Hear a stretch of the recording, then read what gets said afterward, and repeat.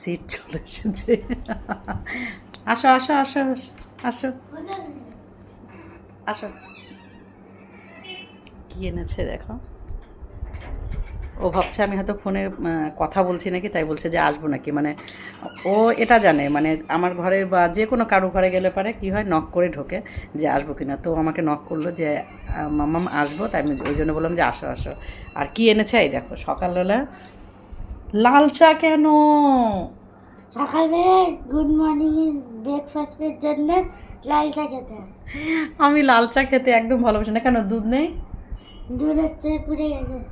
পুড়ে গেছে?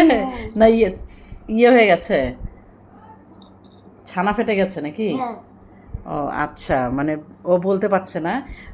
দুধ ছিল কালকে ফ্রিজে, দুধটা রাখা হয়েছে অনেক রাত্রে, আর হয়তো দিনে হয়তো সকালে একবার হয়তো জাল দেওয়া পড়েছে, দুধটা গরম হয়েছে, তারপর আর হয়তো হয়নি। তো সেই কারণে হয়তো ছানা হয়ে গেছে, সেটাই বলছে পুড়ে গেছে। আর আমার জন্য ও লাল চা এনেছে। ও আমাকে বলছে যে লাল চা খাওয়াটা ভালো, দুধ চা খাওয়াটা ভালো না শরীরের পক্ষে, তাই লাল চা এনেছে। আর এই দেখো আমার জন্য কি এনেছে, চানাচুর দিয়ে মুড়ি, তার সাথে বিস্কিট। তো আমি একদমই খেতে পারি না। দেখো সকাল এখন কিন্তু কটা, 10:30, তখন বললাম মানে 15 মিনিট লাগলো ওর এইটুকু করতে, যেহেতু বাচ্চা মানুষ এটুকু তো টাইম দিতেই হবে। ও তার মধ্যে সবার পরিষ্কার করে গুছিয়ে সব কিছু করে নিয়ে আসবে। তোমার এনেছো? এই তো। ও ওটাও এনেছে। তো ঠিক আছে।